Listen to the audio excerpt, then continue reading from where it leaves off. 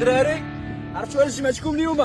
ما عرفناش ما عرفتش. والله ما عرفنا السبب. ما عرفناش السبب علاش. ما عرفتوش. عيط عليا جيرارد بيكي باش نربحوا في كينغز ليغ. ولا المعاناة. سمعنا وليدي الله يرضي عليك، انا قررت اليوم انني نحطك في واحد المكان اللي ما غنحط فيه حتى شي لعاب اخر. غادي نحطك ثلاجه. سمعتينا وليدي؟ ثلاجه. الا قلت يا الشريف هي اللي كاينه. ويلي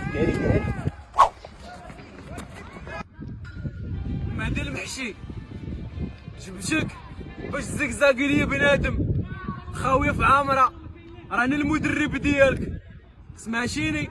انا بامكاني نجيب الشينويه وما بغيتش، ولكن جبتك انت من بلجيكا باش انا كتحمر لي وجهي.